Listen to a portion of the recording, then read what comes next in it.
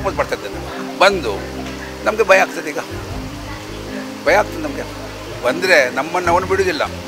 ಆ ಸಮಯದಲ್ಲಿ ನಾಲ್ಕೊಂಡದ್ದು. ಈಗ ಅವನಿಗೆ ಟೆಕ್ನಿಕಲಿ ಗೊತ್ತುಂಟೆಲ್ಲ, ಎಲ್ಲ ಕಿಲಾಡಿ ಎಲ್ಲ ಕ್ರಿಮಿನಲ್ನ ಒಟ್ಟಿಗಿದ್ದ ಅವನೀಗ. 11 ಜನರಿಗೆ ಯಾರಿಗೂ ಅವನ ಅಗತ್ಯ ಇಲ್ಲ. ಹಾಗೆಯೇ ನಮ್ಮ ಅತ್ತಿಗೆಗೂ ಅವನ ಅವಶ್ಯಕತೆ ಇಲ್ಲ. ಅವನು ಬಂದರೆ ನಮಗೆ ಆತಂಕವಾಗಿದೆ. ನನ್ನ ತಂದೆಗೆ ಅವನ ಮುಖ ನೋಡಲಿಕ್ಕೇ ಬಾರದಂತ ಅವರು ಖಡಾಖಂಡಿತವಾಗಿ ಹೇಳಿದ್ದಾರೆ. ನನ್ನ ತಂದೆ ಅವರ ಮುಖವನ್ನು ಇನ್ನು ಮುಂದೆ ನನಗೆ ಅವನ ಮುಖ ನೋಡಲಿಕ್ಕೆ ಬಾರದಂತೆ ಅವರು ಕೊರಗಿ ಅವರೇ ಪ್ರಾಣ 2001 ಮತ್ತು 2 ಅಲ್ಲಿ ನನ್ನ ತಂದೆ ಮತ್ತು ತಾಯಿ ಇಬ್ಬರು ಒಂದು 6 ತಿಂಗಳ ಗ್ಯಾಪಲ್ಲಿ ಸತ್ತು ಹೋದರು. ಅವರು ಕಂಪ್ಲೀಟ್ ಅವರ ಮೇಲೆ ವಿಶ್ವಾಸ ಇಟ್ಟಿದ್ದರು. ಎಷ್ಟು ಪಶ್ಚಾತ್ತಾಪ ಪಟ್ಟು ಹೊರಗೆ ಬಂದರೂ ಸಹ ನಮಗೆ ನೆಮ್ಮದಿ ಇಲ್ಲ. 100% ನಮಗೆ ನೆಮ್ಮದಿ ಇಲ್ಲ. ಅವನು ಬರುವ ಅಗತ್ಯನೇ ಇಲ್ಲ ನಮಗೆ. ನಾವು ಅಂದರೆ ಎಲ್ಲರೂ ಈಗ ನಾವು ನೆಮ್ಮದಿಯಲ್ಲಿದ್ದೇವೆ, ಎಲ್ಲರೂ ನೆಮ್ಮದಿಯಲ್ಲಿದ್ದೇವೆ. ಪ್ರವೀಣ್ ಪೆರಿಯಡ್ಕ 1994 ಫೆಬ್ರವರಿ 23ರಂದು ವಾಮಂಜೂರಿನಲ್ಲಿ ಹಣದಾಸೆಗೆ ತನ್ನ ತಂದೆಯ ಸಹೋದರಿ ಸೇರಿದಂತೆ 4 ಅಮಾನುಷವಾಗಿ ಕೊಂದು ಹಾಕಿದ ನಟೋರಿಯಸ್. ಅನ್ನ ಹಾಕಿದ ಮನೆಯವರನ್ನೇ ಕೊಂದ ಪಾಪಿ ನಂತರ ಅಳುತ್ತಾ ಕೊಂದವರನ್ನ ಪತ್ತೆ ಹಚ್ಚಬೇಕು ಅಂತ ನಾಟಕವಾಡುತ್ತಾ ಪೊಲೀಸರ ಮುಂದೆಯೇ ಓಡಾಡ್ತಾ ಇದ್ದ. ಇಂತಹ ನಟೋರಿಯಸ್ ನಂತರ ಜೈಲು ಪಾಲಾಗ್ತಾನೆ. ಅಲ್ಲಿಂದ ತಪ್ಪಿಸಿಕೊಂಡಾತನಿಗೆ 1999ರಲ್ಲಿ ಮತ್ತೆ ಪೊಲೀಸರು ಬಲೆ ಬೀಸುತ್ತಾರೆ. ಹೀಗೆ ಜೈಲು ಸೇರಿದಾತನಿಗೆ ಗಲ್ಲು ಶಿಕ್ಷೆಯಾಗಿತ್ತು. ನಂತರ ಅದನ್ನ ಜೀವಾವಧಿ ಶಿಕ್ಷೆಯಾಗಿ ಪರಿವರ್ತನೆ ಮಾಡಲಾಗಿತ್ತು. ಈಗ ಸ್ವಾತಂತ್ರ್ಯ ಉತ್ಸವದ ಅಮೃತ ಮಹೋತ್ಸವದ ಸಂದರ್ಭದಲ್ಲಿ ಸನ್ನಡತೆಯ ಆಧಾರದಲ್ಲಿ ಪ್ರವೀಣ್ ಪೆರಿಯಡ್ಕನನ್ನ ಬಿಡುಗಡೆ ಮಾಡಲಾಗುವುದು ಎಂಬ ಸುದ್ದಿ ಬಂದಾಗ ಕುಟುಂಬಸ್ಥರು ಬೆಚ್ಚಿ ಬಿದ್ದಿದ್ದಾರೆ. ಪ್ರವೀಣನ ಕುಟುಂಬ ಮತ್ತು ಹತ್ಯೆಗೊಳಗಾದವರ ಕುಟುಂಬವೂ ಕೂಡ ಪ್ರವೀಣನ ಬಿಡುಗಡೆಯನ್ನ ವಿರೋಧಿಸಿದ್ದು ಸುದ್ದಿಯೊಂದಿಗೆ ಮಾತನಾಡಿದ್ದಾರೆ. 1994 ಫೆಬ್ರವರಿ 23ರಂದು ವಾಮಂಜೂರಿನಲ್ಲಿ ನಡೆದಂತಹ 4 ಕೊಲೆ ಪ್ರಕರಣ ಬಹಳ ದೊಡ್ಡ ಸಂಚಲನವನ್ನು ಉಂಟು ಮಾಡಿತ್ತು. ಅದರ ಆರೋಪಿ ಪೆರಿಯಡ್ಕದ ಪ್ರವೀಣ್ ಎಂಬುವರು 28 ವರ್ಷಗಳ ಜೈಲುವಾಸದ ನಂತರ ಈಗ ಅವರನ್ನು ಬಿಡುಗಡೆ ಮಾಡಲಿಕ್ಕೆ ಅಮೃತ ಮಹೋತ್ಸವದ ಸ್ವಾತಂತ್ರ್ಯೋತ್ಸವದ ಸಂದರ್ಭದಲ್ಲಿ ಅವರನ್ನು ಬಿಡುಗಡೆ ಮಾಡ್ತಾರೆ ಅನ್ನುವಂತಹ ಮಾಹಿತಿ ಸಿಕ್ಕ ಕೂಡಲೇ ಈ ಕೊಲೆ ಆದಂತಹ ಮನೆಯವರು ಮತ್ತು ಕೊಲೆ ಮಾಡಿದ ಆತನ ಸಂಬಂಧಿಗಳು ಎಲ್ಲರೂ ಕೂಡ ವಿರೋಧವನ್ನು ವ್ಯಕ್ತಪಡಿಸ್ತಾ ಇದ್ದಾರೆ. ವಿರೋಧವನ್ನು ವ್ಯಕ್ತಪಡಿಸ್ತಾ ಇರೋದು ಏನು ಅಂತಂದರೆ ಆತ ಯಾವುದೇ ಕಾರಣಕ್ಕೂ ಸನ್ನಡತೆಯ ಆಧಾರದ ಮೇಲೆ ಹೊರ ಬರಬಾರ್ದು ಅನ್ನುವಂತಹ ಒಂದು ರೀತಿಯಲ್ಲಿ ಮಾತನಾಡ್ತಾ ಇದ್ದಾರೆ. ಈಗ ನಮ್ಮ ಜೊತೆಗೆ ಸೀತಾರಾಮ್ ಗುರುಪುರ ಅವರಿದ್ದಾರೆ. ಅವರು ಇವರ ತಾಯಿಯನ್ನು ಮತ್ತು ಇವರ ಸಹೋದರಿಯನ್ನು, ಇವರ ಸಹೋದರಿಯ ಮಗ ಮತ್ತು ತಮ್ಮನನ್ನು ಹತ್ಯೆ ಸಹೋದರಿಯ ಮಗಳು ಮತ್ತು ತಮ್ಮನನ್ನು ಹತ್ಯೆಗೈದಿರುವಂಥದ್ದು. ಇವರು ಮೊದಲು ನಮ್ಮ ಹತ್ರ ಮಾತಾಡ್ತಾರೆ. ಸರ್, ಈಗ 28 ವರ್ಷ ಆಯಿತು. 28 ವರ್ಷದ ಹಿಂದಿನ ಘಟನೆಯನ್ನು ನೆನಪಿಸಿಕೊಳ್ಳೋದಾದರೆ ಹೇಗೆ ನೆನಪು ಮಾಡ್ಕೋತೀರಿ ಮತ್ತು ಇವತ್ತು ನಿಮ್ಮ ವಾದ ಏನು? ನಮ್ಮದು ಘಟನೆ ಬಗ್ಗೆ ಹೇಳೋದಾದರೆ 28 ವರ್ಷ ಆಯ್ತಲ್ಲ, 26 ವರ್ಷ ಆಯಿತು. 28 ವರ್ಷ ಆಯಿತು. ಓಕೆ, ಅದೇ ಘಟನೆ ಮರುಕಳಿಸುವಾಗ ನಮಗೆ ಗೊತ್ತಾಗ್ತದೆ. ಈಗ ಅದೇ ನಡೆದಿದ್ದುಂಟಲ್ಲ ಅದು ಘಟನೆ ಪುನರಾವರ್ತನೆ ಆಗುವಾಗೆ ನಮಗೆ ಗೊತ್ತಾಗ್ತದೆ. ಈ ಸಂದರ್ಭದಲ್ಲೂ ಕೂಡ ಅವನು ವಾಪಸ್ ಬರುವ ವಿಷಯ ಕೇಳಿ ಗೊತ್ತಾಯ್ತಲ್ಲ, ಅವನು ವಾಪಸ್ ಬರ್ತಾ ಇದ್ದಾನೆ. ಬಂದು ನಮಗೆ ಭಯ ಆಗ್ತದೆ, ಈಗ ಭಯ ಆಗ್ತದೆ ನಮಗೆ. ಬಂದರೆ ನಮ್ಮನ್ನು ಅವನು ಬಿಡುವುದಿಲ್ಲ. ಆ ಸಮಯದಲ್ಲಿ ನಾಲ್ಕೊಂಡದ್ದು. ಈಗ ಅವನಿಗೆ ಟೆಕ್ನಿಕಲಿ ಗೊತ್ತುಂಟೆಲ್ಲ, ಎಲ್ಲ ಕಿಲಾಡಿ ಎಲ್ಲ ಕ್ರಿಮಿನಲ್ನ ಒಟ್ಟಿಗಿದ್ದ ಅವನೀಗ. ಯಾವುದೇ ರೀತಿಯಲ್ಲಿ ಅವನು ಬಂದರೆ ಅಂದರೆ ಇಲ್ಲಿ ಮನೆಗೆ ಯಾರ ಮನೆ ಕೂಡ ಅವನಿಗೆ ಬಾಗಿಲು ತೆರೆಯುವುದಿಲ್ಲ.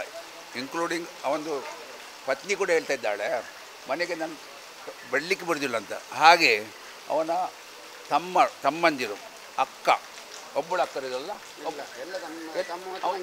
ತಂಗಿ, ಅವಳದು ಎಲ್ಲ ತಂಗಿಯಂದರು ಮತ್ತು ತಮ್ಮಂದಿರು ಕೂಡ, ಅವರ ಫ್ಯಾಮಿಲಿ, ಅವರ ಮಕ್ಕಳು ಅವರೀಗ ಸೆಟ್ಲ್ ಆಗಿದ್ದಾರೆ. 28 ವರ್ಷದಲ್ಲಿ ಸೆಟ್ಲ್ ಆಗಿದ್ದಾರೆ. ಅಂದರೆ ತಂದೆ ತಾಯಿ ಅದೇ ಕೊರಗುತ್ತಾ ಅದೇ ವಿಷಯದಲ್ಲಿ ಕೊರಗುತ್ತಾ ಹೋಗಿ ಇಬ್ಬರು ತಂದೆ ತಾಯಿ ಕೂಡ ಸತ್ತು ಹೋಗಿದ್ದಾರೆ. ಓಕೆ, ಈಗ ಎಲ್ಲರದ್ದು ಅವಳದು ಒಪಿನಿಯನ್ ಏನಂದರೆ ಅವನು ಬರಲೇಬಾರ್ದಂತ.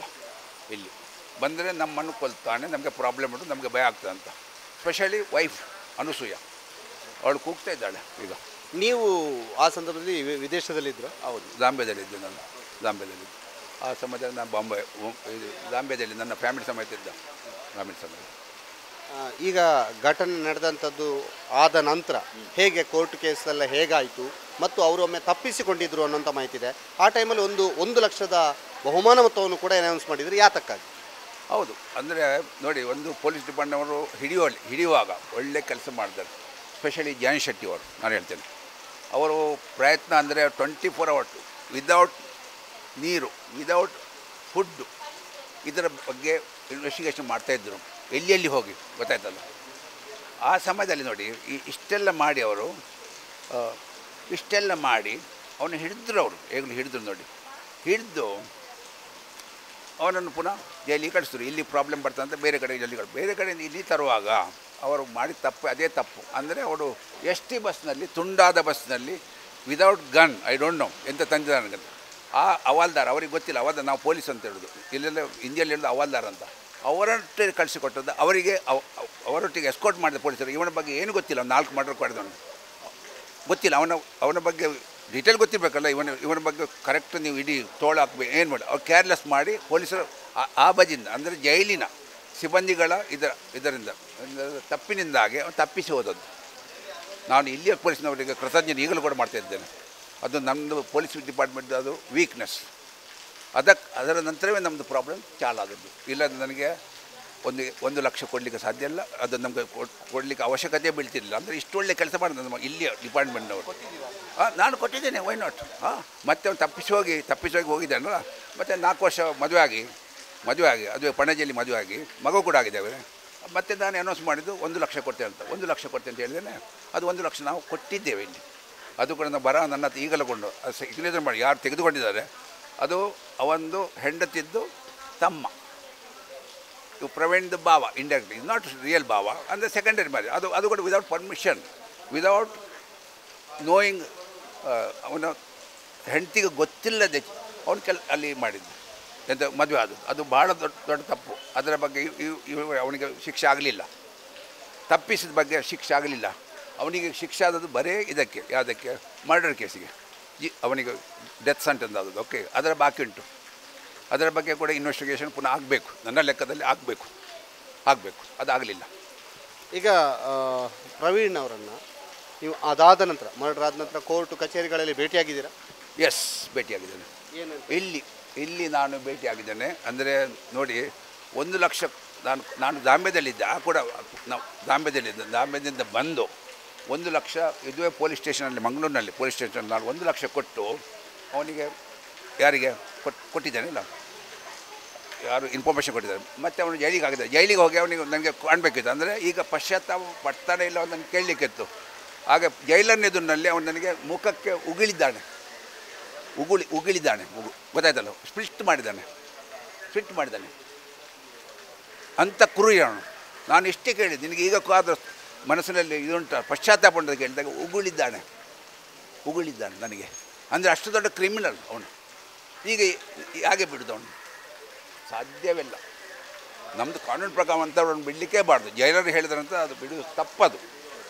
ಗೊತ್ತಾಯ್ತು ಜೈಲರ್ ಹೇಳಿ. ಈಗ ನಮ್ಮ ಜೊತೆಗೆ ಪ್ರವೀಣ್ ಅವರ ಸಹೋದರ ಪ್ರದೀಪ್ ಇದ್ದಾರೆ. ಅವರ ಮುಖ ಅಂದರೆ ಅವರು ಸಾರ್ವಜನಿಕವಾಗಿ ಗುರುತಿಸಿಕೊಳ್ತಾರೆ. ಅವರ ನಾವು ಮುಖವನ್ನು ತೋರಿಸೋದಿಲ್ಲ, ಬದಲಾಗಿ ಅವರ ನಿರ್ಧಾರ ಮುಖ್ಯ ಆಗತ್ತೆ. ಅದಕ್ಕೋಸ್ಕರ ಅವ್ರ ಹತ್ರ ಮಾತಾಡಿಸಿದ್ದೇವೆ. ಪ್ರದೀಪ್ ಅವರೇ, ಅಣ್ಣ ಸನ್ನಡತೆಯ ಆಧಾರದಲ್ಲಿ ಬಿಡುಗಡೆ ಆಗ್ತಾ ಇದ್ದಾರೆ ಅನ್ನುವಂಥ ಮಾಹಿತಿ ಮೊದಲು ನಿಮಗೆ ಬಂತಂತೆ. ಆಗ ನೀವು ಮಾಡಿದಂಥ ಕೆಲಸ ಏನು? ನಾನು ಮೊದಲನೇದಾಗಿ ನನ್ನ ಅಣ್ಣನಿಗೆ ಆ ಒಂದು ಮೆಸೇಜನ್ನು ತಿಳಿಸಿದೆ.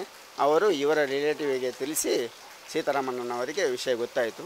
ಆಮೇಲೆ ಎಲ್ಲ ಕಾರ್ಯ ಅವ್ರಿಗೆ ಮಾಡಿದ್ದಾರೆ. ಬೆಂಗಳೂರಲ್ಲಿ 2-3 ದಿವಸ ಕೆಲಸ ಮಾಡಿ ಎಲ್ಲ ಫಾರ್ವರ್ಡ್ ಮಾಡಿದ್ದಾರೆ. ಈಗ ಸಹ ನಾನು ಸಹ ಮಾಡ್ತಾಯಿದ್ದೇನೆ. ಆ್ಯಕ್ಚುಲಿ ನಮಗೆ ಉಂಟಲ್ಲ ಅಂಥ ಅಣ್ಣ ನಮಗೆ ಅಗತ್ಯನೇ ಇಲ್ಲ. ನಾನು ಒಬ್ಬಲ್ಲ, ನಮ್ಮ 12 ಜನ ನಾವು ಅಣ್ಣ ತಮ್ಮದಿರಿದ್ವಿ. ಅಕ್ಕನವರು ತಂಗಿಯರು, ನನಗೆ ಅಕ್ಕನವರು ತಂಗಿಯರಿದ್ದಾರೆ. ಅವನಿಗೆ ಎಲ್ಲ ತಂಗಿಯರು ಮತ್ತು ತಮ್ಮನವರು ಇರೋದು. ದೊಡ್ಡವನಾಗಿದ್ದರಿಂದ ಯಾರಿಗೂ ನಮ್ಮ 11 ಜನರಿಗೆ ಅವನು ಬಿಟ್ಟು 11 ಜನರಿಗೆ ಯಾರಿಗೂ ಅವನ ಅಗತ್ಯ ಇಲ್ಲ. ಹಾಗೆಯೇ ನಮ್ಮ ಅತ್ತಿಗೆಗೂ ಅವನ ಅವಶ್ಯಕತೆ ಇಲ್ಲ. ಅವನು ಬಂದರೆ ನಮಗೆ ಆತಂಕವಾಗಿದೆ. ಮೊದಲಾಗಿ ನಾನೇ ಟೆನ್ಷನ್ ತಗೊಂಡೆ. ಇನ್ನು ಬಂದು ಏನೇನು ಕುತ್ತಾರಕ್ಕೆ ಮಾಡ್ತಾನೆ ಯಾರಿಗೆ ಗೊತ್ತು. ಇಷ್ಟು ತನಕ ಮಾಡಿದ ಅವನು ಮಾಡಿದ ಅಂಥ ಒಂದು ಕಠೋರ ಉಂಟಲ್ಲ, ಆ ಒಂದು ಸಣ್ಣ ಮಗುವನ್ನು ಹೇಗೆ ನಿದ್ದೆಯಲ್ಲಿ ಹೇಗೆ ಕೊಂದ ಅದನ್ನು ಎಣಿಸುವಾಗಲೇ ನಮಗೆ ಆತಂಕ ಆಗ್ತದೆ ಸರ್. ಅದಕ್ಕೋಸ್ಕರ ಯಾವುದೇ ಕಾರಣಕ್ಕೂ ಅವನು ಬರಬಾರ್ದು. ನನ್ನ ತಂದೆ ತಾಯಿಯನ್ನು ಸಹ ಕೊಂದದ್ದು ಅವನೇ.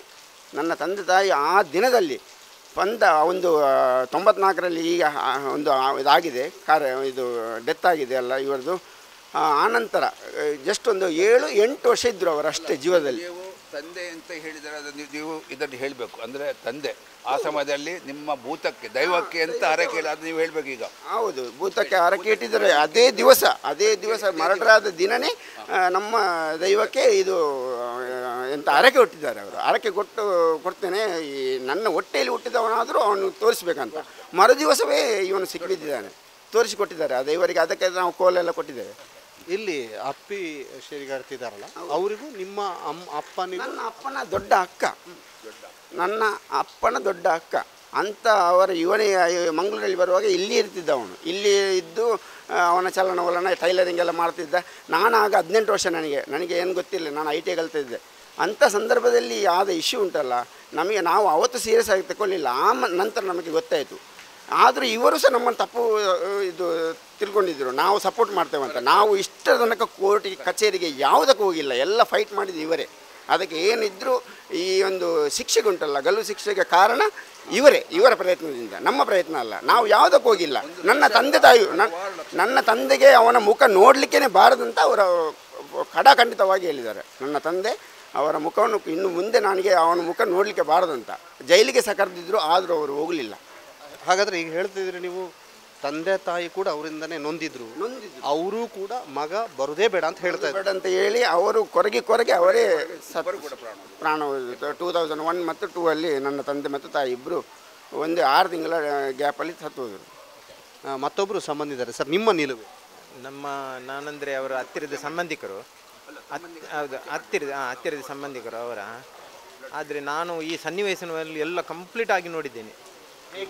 ಹೇಗೆ ಅಂದರೆ ಆ ಸಮಯದಲ್ಲಿ ಒಲವೇ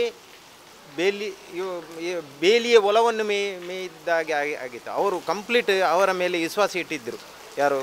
ಅಪ್ಪಿ ಮತ್ತು ಅವರ ಮನೆಯವರು. ಅವನು ಅಂದರೆ ಅವರು ಬಂದರೆ ಅವರು ನಿದ್ದೆ ಇಲ್ಲದೆ ಮಲಗ್ತಿದ್ರು. ಅಂದರೆ ಹೌದೌದು, ತಮ್ಮನ ಮಗ ಅಂದರೆ ಅವನೇ ಇಂಥ ಕೆಲಸ ಮಾಡಿದೆ ಅಂದರೆ ನಮಗೆ ಅದರ ಒಂದು ಎನ್ನಿಸಲಿಕ್ಕೆ ನಾಚಿಕೆಡುವುದು, ತುಂಬ ನಾಚಿಕೆಡು ನೋಡಿ. ಮತ್ತೆಂದು ಅವನು ಕಂಪ್ಲೀಟ್ ಅವರು ಫಸ್ಟಿಗೆ ನಾನು ಪೊಲೀಸ್ ಇನ್ಫಾರ್ಮೇಷನ್ ಕೊಟ್ಟದ್ದು ನಾನೇ ಅವರಿಗೆ. ಅಂದರೆ ಮತ್ತು ಫಸ್ಟಿಗೆ ಜಾಂಬಿಯಾದಲ್ಲಿ ಇವರಿದ್ದರು. ಇವರಿಗೆ ನಾವು ಇದು ಕೊಡುವಾಗ ಅವರಿಗೆ ನಾನು ಇಲ್ಲಿಂದ ಮ್ಯಾಂಗ್ಳೂರಿಗೆ ಹೋಗಿ ಅವರಿಗೆ ಟೆಲಿಫೋನ್ ಕಾಲ್ ಮಾಡಿ ಅವರನ್ನು ಕಳಿಸಿದ್ದು.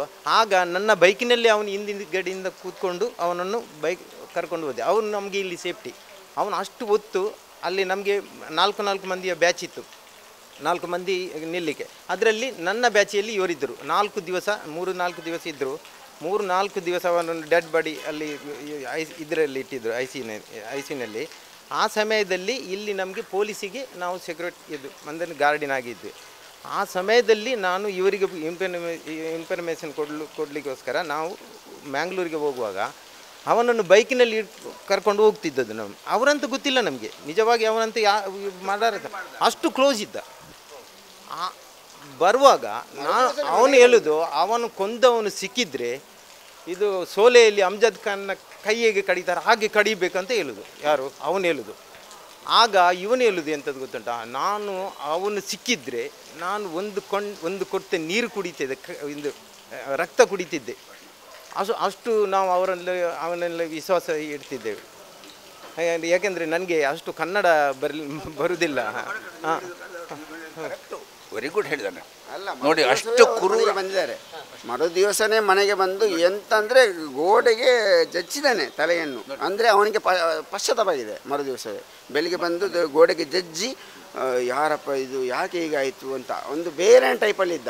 ಮತ್ತು ಒಂದು ದಿವಸ ಆದಮೇಲೆ ವಿಷಯ ಗೊತ್ತಾಯ್ತಲ್ಲ, 2ನೇ ದಿವಸ ಫೈಂಡ್ ಔಟ್ ಆಯಿತು ಇವನೇ ಅಂತ. ಅಂದರೆ ಪೊಲೀಸಿನವರೆಲ್ಲ ಬಂದರು. ಅವನು ಬಂಗಾರ ಎಲ್ಲ ಎಲ್ಲಿ ಇಟ್ಟಿದ್ದಾನೆ, ನಾವು ಗುಡ್ಡದಲ್ಲಿ ಬಂಗಾರ ಇಟ್ಟಿದ್ದರು. ಅದು ಒಂದು ಹೊಟ್ಟೆಯಲ್ಲಿ ಕಟ್ಟಿ ಒಂದು ಬಿದಿರಿನ ಒಳಗೆ ಒಂದು ಕಟ್ಟಿತ್ತಿದ್ದ, ಗುಡ್ಡದಲ್ಲಿ ದೂರದಲ್ಲಿ. ಅಂದರೆ ನಮಗೆ 20 ಎಕರೆ ಜಾಗ ಇದೆ, ಆ ಒಂದು ಕಾರ್ನರಲ್ಲಿ ಇಟ್ಟಿದ್ದ. ಅದನ್ನೆಲ್ಲ ಇವರೇ ನಮ್ಮ ಪೊಲೀಸ್ನವರು ಇವನನ್ನು ಕರ್ಕೊಂಡು ಹೋಗಿ ಎಲ್ಲ ಇದು ಫೈಂಡ್ ಔಟ್ ಫೈನಲ್ ಅಂದರೆ 100% ಇವನೇ ಕನ್ಫರ್ಮ್ ಆಯಿತು. ಆ ಕನ್ಫರ್ಮ್ ಆದ ಸಂದರ್ಭದಲ್ಲಿ ನಿಮ್ಮ ಸಹೋದರ ಇರಲಿಲ್ವಾ? ಅಲ್ಲ, ನಿಮ್ಮ ರಿಯಾಕ್ಷನ್ ಹೇಗಿರ್ಬೋದು ಅಂತ, ಸಹೋದರಿ ಅಪ್ಪ ಅಮ್ಮ? ಅಂದರೆ ನಮಗೆ ಎಲ್ಲ ಏನು ಅದನ್ನು ಈಗ ಎನಿಸಲಿಕ್ಕೆ ಸಾಧ್ಯ ಇಲ್ಲ. ಅಂದರೆ ಅಂಥವನು ಈಗ ಉಂಟಲ್ಲ, ಈಗ ಅವನು ಎಷ್ಟು ಪಶ್ಚಾತ್ತಾಪ ಪಟ್ಟು ಹೊರಗೆ ಬಂದರೂ ಸಹ ನಮಗೆ ನೆಮ್ಮದಿ ಇಲ್ಲ. 100% ನಮಗೆ ನೆಮ್ಮದಿಲ್ಲ. ಅವನು ಬರುವ ಅಗತ್ಯನೇ ಇಲ್ಲ ನಮಗೆ. ನಾವು ಅಂದರೆ ಎಲ್ಲರೂ ಈಗ ನಾವು ನೆಮ್ಮದಿಯಲ್ಲಿದ್ದೇವೆ, ಎಲ್ಲರೂ ನೆಮ್ಮದಿಯಲ್ಲಿದ್ದೇವೆ. ನಾವು ಪ್ರತಿಯೊಬ್ಬರು ಅವರವರ ಸ್ಟ್ಯಾಂಡಲ್ಲಿ ಅವರವ್ರ ಮನೆ ಮಾಡಿಕೊಂಡು ಇದ್ದೇವೆ. ಅಂಥ ಇದರಲ್ಲಿ ಪರಿಸ್ಥಿತಿಯಲ್ಲಿ ಇವನು ಎಲ್ಲಿಗೆ ಬರ್ತಾನೆ? ಗೋವಾಕ್ಕೆ ಹೋಗ್ತಾನ ಮತ್ತೊಂದು ಹೆಂಡತಿ ಹತ್ರ? ಇವರಿಗೆ ಅಗತ್ಯ ಇಲ್ಲ, ನಮ್ಮ ಅತ್ತಿಗೆಗೆ ಅಗತ್ಯ ಇಲ್ಲ.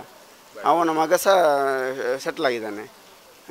ಹೀಗಿರುವಾಗ ಅವನು ಬರುವುದು ಅವಶ್ಯಕತೆ ಇಲ್ಲ. ದಯವಿಟ್ಟು ನಿಮ್ಮ ವಾಹಿನಿ ಮುಖಾಂತರ ಒಂದು ಮುಖ್ಯವಾದ ಸಂದೇಶ ಕೊಡಿ. ನಾನು ಇವತ್ತು ಸಹ ಎಸ್ ಪಿ ಅವರ ಹತ್ರ, ಇದು ಎಸ್ ಪಿ ಅಂದರೆ ನಮ್ಮ ಲಾಯರ್ ಥ್ರೂ ಎಸ್ ಪಿ ಹತ್ರ ಮಾತಾಡಿಸಿದ್ದೇನೆ. ಅದು ಹಾಗೆ ಆಗ್ತದೆ ಅಂತ ನಂಬಿಕೆ ಇದೆ. 100%, 99.9% ನಮಗೆ ನಂಬಿಕೆ ಇದೆ ಅವ್ರು ಬರೋದಿಲ್ಲ ಅಂತ. ಅದಕ್ಕೆ ನಾನು ಇವರಿಗೆ ಎನಿ ಟೈಮ್ ಸೀತಾರಾಮಣ್ಣನವರಿಗೆ ನಮ್ಮ ಫ್ಯಾಮಿಲಿ ಪರವಾಗಿ ನಾನು ಸಪೋರ್ಟ್ ಮಾಡ್ತೇನೆ. ಒಂದು ಬಹಳ ಗಟ್ಟಿ ನಿರ್ಧಾರ ಅಂತ ಹೇಳ್ಬೋದು ಇದನ್ನು.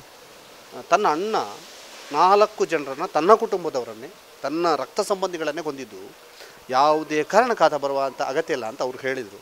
ಈಗ ನಿಮ್ಮ ಹೋರಾಟ ಹೇಗೆ ಸರ್? ಈಗ ಸನ್ನಡತೆ ಆಧಾರದ ಮೇಲೆ ಈಗ ನೀವು ಸ್ಟೇಷನಿಗೆ ಬಂದಿರಿ. ನಾವು ಸ್ಟೇಷನಿಗೆ ಬಂದ ಯಾಕಂದರೆ ನೋಡಿ ಇವರಿಗೆ ಮೇಲಾಧಿಕಾರಿಗಳಿಂದ ಲೆಟರ್ ಬಂದಿದೆ. ಇವನ ಬಗ್ಗೆ, ಪ್ರವೀಣ ಬಗ್ಗೆ ನಾವು ವಿಟ್ನೆಸ್ ಅಂದರೆ ನಾನು ಮತ್ತು ನಮ್ಮದು ಭಾವ ಉಂಟಲ್ಲ, ನನ್ನ ತಂಗಿದ್ದು ಗಂಡ ಇಬ್ಬರು ನಾವು ಕಂಪ್ಲೇಂಟ್ ಕೊಟ್ಟದ್ದು ಇವರ ಬಗ್ಗೆ. ಅಂದರೆ ನಮ್ಮದು ಫ್ಯಾಮಿಲಿ ನಾವು ಕಂಪ್ಲೇಂಟ್ ಕೊಟ್ಟೋದಲ್ಲ.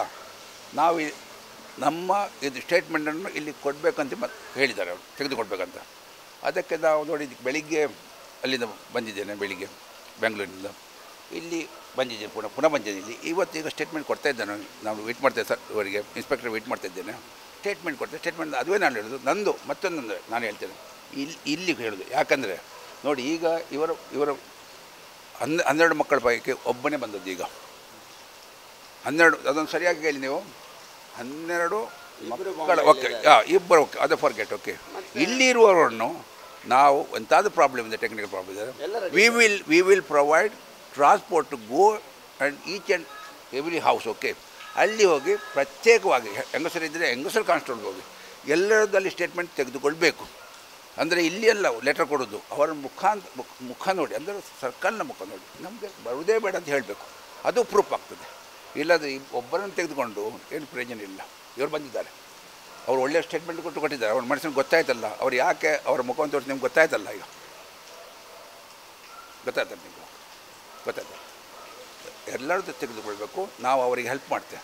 ನಾವು ಮೊದಲು ಕೂಡ ಹೆಲ್ಪ್ ಮಾಡಿದೆ, ಈಗ ಕೂಡ ಹೆಲ್ಪ್ ಮಾಡ್ತೇವೆ. ಡೆಫಿನೆಟ್ಲಿ ಒಂದು ಟ್ರಾನ್ಸ್ಪೋರ್ಟ್ ಪ್ರಾಬ್ಲಮ್ ನಾವು ಪ್ರೊವೈಡ್ ಮಾಡ್ತೇವೆ. ಟ್ರಾನ್ಸ್ಪೋರ್ಟ್ ಉಪ್ಪಿನಂಗಡಿ ಹೋಗಲಿಕೊಂಡು ಎಲ್ಲಿ ಹೋಗಲಿ ನಾವು ಮಾಡ್ತೇವೆ. ನಾವು ಇದ್ದೇವೆ 3 ಮಂದಿ, ನಾವು ಡೆಫಿನೆಟ್ಲಿ ಟ್ರಾನ್ಸ್ಪೋರ್ಟ್ ಪ್ರೊವೈಡ್ ಮಾಡ್ತೇವೆ. ಓಕೆ ಪ್ರದೀಪ್ ಅವರೇ, ಈಗ ನಿಮ್ಮ ಫ್ಯಾಮಿಲಿದು ಎಲ್ಲರ ಜೊತೆ ನೀವು ಮಾತಾಡಿದ್ದೀರಲ್ಲ? ಹೌದು, ಎಲ್ಲರ ಹತ್ರ ಮಾತಾಡಿದ್ದೇನೆ. ಅದೇ ದಿವಸ ನಾನು ಎಲ್ಲರ ಹತ್ರ, ಬಾಂಬೆಯಲ್ಲಿ ಇರುವ ಅಣ್ಣನ ಹತ್ರ ಸಹ ಮಾತಾಡಿದ್ದೇನೆ, ತಮ್ಮನ ಹತ್ರ ಮಾತಾಡಿದ್ದೇನೆ, ಮತ್ತು ಉಪ್ಪಿನಂಗಡಿಯಲ್ಲಿ 3 ಜನ ಇದ್ದಾರೆ, ಒಬ್ಬ ತಮ್ಮ, 2 ಅಣ್ಣನವರಿದ್ದಾರೆ. ಎಲ್ಲರ ಹತ್ರ ಮಾತಾಡಿದ್ದೇನೆ. ಎಲ್ಲ ಅಕ್ಕಂದಿರ ಹತ್ರ. ಎಲ್ಲರದ್ದು ಸ್ಟೇಟ್ ಒಂದೇ, ಬರೋದು ಬೇಡ, ಅವನು ಹೊರಗೆ ಬರುವುದೇ ಬೇಡ. ಬಂದರೆ ನಮಗೆ ಉಳಿಗಾಲವಿಲ್ಲ. ಯಾಕಂದರೆ ಅಂಥ ಒಂದು ನೀಚ ಅಂತಲೇ ಹೇಳ್ಬೇಕು. ನನ್ನಂತ ನಾನು ಹೇಳುವುದಿಲ್ಲ. ಆ ಭವಿಷ್ಯನೇ ಹೋಯಿತು ನಮ್ಮದು. ಅಂದರೆ ನಮ್ಮ ತಂದೆ ತಾಯಿ ಸಹ ಅಷ್ಟು ಹತಾಶ ಕೊರಗಿ ಸತ್ತಿದ್ದಾರೆ ಅವರು. ಈ ವಿಷಯವನ್ನೇ ಡೈಲಿ ಮಾತಾಡೋದು, ಡೈಲಿ ಟೆನ್ಷನ್ ಮಾಡೋದು, ಅದೇ ವಿಷಯದಲ್ಲಿ ಅವರ ಲೈಫ್ ಹೋಯಿತು. ಇಲ್ಲದಿದ್ದರೆ ಅವರು ಗಟ್ಟಿದ್ರು. ಅವರಂದರೆ ತೋಟದ ಕೆಲಸ ಮಾಡುವವರು, ತುಂಬ ಗಟ್ಟಿದ್ರು ಅವರು. ಈ ಘಟನೆ ಆದ ನಂತರ ಸಮಾಜ ನಿಮ್ಮ ಫ್ಯಾಮಿಲಿಯನ್ನು ಹೇಗೆ ನೋಡಿದ್ರು? ಎಲ್ಲರೂ ನಾವು ಅಂದರೆ ಫುಲ್ ಸಫರ್ ಆಗಿದ್ದೇವೆ. ನಾವು ಫುಲ್ ಸಫರ್ ಆಗಿದ್ದಾರೆ, ಎಲ್ಲ ಅಣ್ಣ ತಮ್ಮಂದಿರು. ನಾನು ಕಲಿಯುತ್ತಿರುವಾಗ ನನಗೆ ಸಹ ತುಂಬ ಶೇಮ್ ಆಗಿದೆ. ನೋಡಿ, ಸಮಾಜದಲ್ಲಿ ಇವರು ಹೇಳೋದೊಂದು ಹೇಳಿ ಕರೆಕ್ಟು. ನೋಡಿ, ನಮಗೆ ಮತ್ತು ಇವರಿಗೆ ಆ ನಂತರ ಇದು ಘಟನೆಯಿಂದ ಮಾತುಕತೆ ಇಲ್ಲ. ಅವ್ರದ್ದು ಒಳ್ಳೆ ಕೆಲಸ ನಾವು ಯಾಕೆಂದರೆ ನಮ್ಮ ತಲೆಯಲ್ಲಿತ್ತು. ಅಂದರೆ ಒಬ್ಬ ದೊಡ್ಡ ಹುಡುಗಲ್ಲ ಕಡಿದಿದ್ದಾನೆ, ಅಂದರೆ ಒಂದು ಇಂಥದ್ದು ಭಾವನೆಯಿಂದ ಇವರ ಟಚ್ ಇಲ್ಲ ನಮ್ಮ ಹತ್ರ. ಈಗ ನೋಡಿ, ಇವರು ಹತ್ತಿರ ಆದರು. ಅಂದರೆ ನಾವು ಒಟ್ಟಿಗೆ ಸೇರಿ ಇದನ್ನು ಮಾಡಬೇಕು, ಅವನು ಬರದಾಗೆ ಮಾಡಬೇಕಂತ ಅವರ ಪ್ರಯತ್ನ. ಇವರದ್ದೇನು ಬ್ಲೇಮ್ ಇಲ್ಲ, ನಾನು ಬ್ಲೇಮ್ ಮಾಡೋದಿಲ್ಲ. ನಾನು ಬ್ಲೇಮ್ ಮಾಡಿದ್ದೆ, ಇನ್ನು ಮುನ್ನೆ ಬ್ಲೇಮ್ ಮಾಡೋದಿಲ್ಲ. ಗೊತ್ತಾಯ್ತಲ್ಲ, ನಾವು ಬ್ಲೇಮ್ ಅದು ನ್ಯಾಚುರಲ್. ನಾವು ಅವನು ಕಾಂಟ್ಯಾಕ್ಟ್ ಆಗಿದ್ದೇವೆ ಅಂತ ಇವರ ಎನಿಸಿದರು. ಅಂದರೆ ಬೇರೆ ಫ್ಯಾಮಿಲಿಯಲ್ಲಿ ಏನಾದರೂ ಒಂದು ಹೇಳ್ತಾರಲ್ಲ, ಈಗ ಹೇಳುವಾಗ ಅವರು ಸೀತಾರಾಮಣ್ಣನವರು ಹೀಗೆ ಎಲ್ಲ ನಮ್ಮನ್ನು ಕಂಡಮ್ ಮಾಡಿದ್ದಾರೆ, ನಮ್ಮನ್ನು ಬ್ಲೇಮ್ ಮಾಡಿದ್ದಾರೆ ಅಂತ ಅವರು ಹಾಗೆ ಎನಿಸಿದರು. ನಾವು ಹೋಗಿದ್ದೇವೆ ಅಂತ. ನಾವು ಯಾವುದೇ ಇದಕ್ಕೂ ಹೋಗಲಿಲ್ಲ. ಯಾವುದೇ ಒಂದು ಕೋರ್ಟು ಕಚೇರಿ ಯಾವುದಕ್ಕೂ ನಮ್ಮ ತಂದೆಯವರಾಗಲಿ ನಾವಾಗಲಿ ಯಾವುದಕ್ಕೂ ಅಟೆಂಡ್ ಆಗಿಲ್ಲ. ಹಾಗಾದರೆ ನೀವು 28 ವರ್ಷಗಳ ಕಾಲ ಮಾತುಕತೆ ಆಡಿರಲಿಲ್ವ? ಇಲ್ಲ. ಈಗ ಒಂದಾಗಿದೆ. ಅದೊಂದು ವಿಷಯ ಹೇಳಿದ್ದಾರೆ, ಅದು ಗೊತ್ತಾಯ್ತು ನಿಮಗೆ. ಕೋರ್ಟ್ ಕೇಸ್ ಆಗುವಾಗ ಕೂಡ ಇವರು ಬರಲಿಲ್ಲ ಕರೆದ್ರು ಬರಲಿಲ್ಲ ಅಂದರೆ ನನ್ನ ತಂದೆ ಕರೆಕ್ಟ್. ಅವರಿಗೆ ನನ್ನ ಮಕ್ಕಳು ಮತ್ತು ನಾನು ಅವನ ಮುಖ ನೋಡಬಾರ್ದು ಇನ್ನು ಮುಂದೆ, ಅವನು ನಮಗೆ ಎದುರಿಗೆ ಬರಲಬಾರ್ದು ಅಂತ ಆ ಒಂದು ಕಂಡೀಷನ್ ನನ್ನ ತಂದೆ ಹಾಕಿದ್ರಿಂದ ಯಾರೂ ಹೋಗಲಿಲ್ಲ. ಸರ್, ಈಗ 28 ವರ್ಷಗಳ ನಂತರ ಎರಡು ಫ್ಯಾಮಿಲಿ ಒಟ್ಟಾಗ್ತದೆ, ಒಬ್ಬ ಕ್ರೂರಿ ಬರದೇ ಇರಬೇಕು ಅನ್ನುವಂಥ ಕಾರಣಕ್ಕಾಗಿ. ಯಾವುದು? ಒಬ್ಬ ಕ್ರೂರಿ ಹೊರ ಬರಬಾರ್ದು ಅನ್ನುವ ಕಾರಣಕ್ಕಾಗಿ. ಹೌದು, ಇಬ್ಬರು ಕೂಡ ಇಬ್ಬರು ನಾವು ನಮ್ಮದು ಅಂದರೆ ಇಬ್ಬರಲ್ಲ, ಎಲ್ಲ ಫ್ಯಾಮಿಲಿ ಅವರಲ್ಲ, ಇವನು ಊರಿನವರು ಕೂಡ ಇಡೀ ದಕ್ಷಿಣ ಕನ್ನಡ ಜಿಲ್ಲೆಯಲ್ಲಿ ಉಂಟಲ್ಲ, ಯಾರ ಹತ್ರ ಕೂಡ ಕೇಳಿ 99.99% ಹೇಳ್ತಾರೆ ಬರಲೇಬಾರ್ದು ಅಂತ ಕೂರಿ ಎಷ್ಟೊಳಗೆ ಹುಟ್ಟಲಿಲ್ಲ ಇಲ್ಲಿ. ಇಷ್ಟೊಳಗೆ ಲೋಕಲ್ ಇದು ಮಾಡ್ತಾರಂತೆ, ಲೋಕಲ್ ಅಲ್ಲಿ ಉಪ್ಪಿನಂಗಡಿಯಲ್ಲಿ ಲೋಕಲ್ ಒಪಿನಿಯನ್ ತಗೊಳ್ತಾರಂತೆ. ಇವತ್ತು SP ಹತ್ರ ಮಾತಾಡಿ ಆಗಿದೆ. ಇದು ಇವರ ಮಾತು. ಒಂದು ಕಡೆಯಿಂದ ಹತ್ಯೆ ಮಾಡಿದವರ ಫ್ಯಾಮಿಲಿ ನಿರಂತರವಾಗಿ ಸಮಾಜದಲ್ಲಿ ಕೊರಗಿದೆ. ಅವರ ಪ್ರವೀಣ್ ಅವರ ತಂದೆ ಮತ್ತು ತಾಯಿ ಇಬ್ಬರು ಕೂಡ ಕೊರಗಿ ಸಾವನ್ನಪ್ಪಿದ್ದಾರೆ ಅನ್ನುವಂತಹ ನೋವು ಕೂಡ ಮನೆಯವರಿಗಿದೆ. ಸರಿ, ಒಂದು ವಿಷಯ ಅಂದರೆ ನೋಡಿ, ಇದೇ ಅಂದರೆ ನನ್ನ ತಂಗಿಯ ಗಂಡ ಜಯಂತ್ ಶೇರಿಗಾರ್ ಅಂತ, ಅವರು ಕೂಡ ಮರುಮದುವೆ ಆಗಲಿಲ್ಲ. ಅವ್ರು ಹೆಂಗಿದ್ರಾಗ ಮಕ್ಕಳು ಸಣ್ಣದು, ಅದೇ ಕೊರಗಿನಲ್ಲಿ ಅವರು ಹಾಗೆ ತೀರಿ ಹೋದರು, ಕೊರಗಿ ಸತ್ತೋದು. ಮತ್ತು ಜಯಂತ ಶೇರಿಗಾರ್ ಅವ್ರ ದೊಡ್ಡ ಅಕ್ಕ ಕೂಡ ಹಾಗೆ ಸಣ್ಣವನಿಗೆ ಆಗಿದೆ, ತಾಯಿ ಆಗಿದ್ದರು ಅವರು, ಗೊತ್ತಾಯ್ತು. ಅವರು ಕೂಡ ಕೊರಗೆ ಅಂದರೆ 4 ಅದರಲ್ಲಿ ಹೋಯ್ತು ನಮ್ದು. ಈಗ ಇನ್ನು ಬಂದ ಮೇಲೆ ಒಂದು 10 ಆಗಬೇಕಾ? ನಾನು ಅದು ಡಿಪಾರ್ಟ್ಮೆಂಟ್ ಅದೇ ಕೇಳೋದು, ಯಾವ ರೀಸನ್ನಲ್ಲೇ ಅವರು ಬಿಟ್ಟಿದ್ದಾರೆ. ನಂದು ಮತ್ತೊಂದು ಪ್ರಾರ್ಥನೆ ನನ್ನ ನಿಮ್ಮ ಹತ್ರ, ಯಾಕೆಂದರೆ ನೋಡಿ, ಅವರು ಒಳ್ಳೆ ಗುಣ ಅಂತ ಹೇಳಿದ್ದಾರೆ. ಯಾಕೆ ಅವರಿಗೆಲ್ಲಿ ಸೇರಿಸ್ಬೋದಲ್ಲ, ಪೊಲಿಟಿಷಿಯನ್ಗೆ ಸೇರಿಸ್ಬೋದು, ಮತ್ತು ಗೌರ್ಮೆಂಟಲ್ಲೂ ಸರ್ವಿಸ್ ಕೊಡ್ಬೋದು. ಅವನಿಗೆ ವಾಚ್ಮ್ಯಾನ್ ಇಂಥ ಕೆಲಸ ಕೊಡ್ಬೋದು, ಅವನಿಗೆ ಟೈಲರಿಂಗ್ ಗೊತ್ತಿಕೊಂಡು ಯಾಕೆ ಅವ್ರು ಕೊಡೋದಿಲ್ಲ? ಕೊಡ್ಬೋದಲ್ಲ. ಈಗ ನಾವು ಇಲ್ಲಿ ಚೇಂಜ್ ಮಾಡಿ ಕೊಡ್ತಾರೆ, ಅವರು ಕೊಡಬೇಕಲ್ಲ. ಒಂದು 70 ಬಿಟ್ಟರೆ ಒಂದು 60 ಮಂದಿ ಅವರು ಗೌರ್ಮೆಂಟಲ್ಲಿ ಕೆಲಸ ಕೊಡಬೇಕು. ಇಲ್ಲದ ಮಿನಿಸ್ಟ್ರಿ ಉಂಟು, ಪೊಲಿಟಿಷಿಯನ್ ಅವ್ರಿಗೆ ಕೊಡಬೇಕು. ಇವನು ಸಮಾಜದಲ್ಲಿ ಕರೆಕ್ಟ್ ಇದೆ ಜೀವ ಮಾಡಿ ಅವ್ರು ಟೆಸ್ಟ್ ಮಾಡಿ ಮತ್ತೆ ಅದು ಕಳಿಸಲಿ. ಇಲ್ಲಿ ಒಂದು 10 ವರ್ಷ ಕೆಲಸ ಮಾಡಿ ಮತ್ತೆ ಹೋಗುವಂಥೇಳಿ ಮನೆಗೆ, ಅದಕ್ಕೆ ನಾವು ರೆಡಿ ಇದ್ದೇವೆ. ಅವ್ರ ಮನೇಲಿ ಇರಬೇಕು. ಅವ್ರು ರೆಡಿ ಇದ್ದಾರಾ ಮನೆ ಒಳಗೆ ಕೆಲಸ ಮಾಡಲಿಕ್ಕೆ? ಅವ್ನು ಬಿಡ್ತಾರಾ?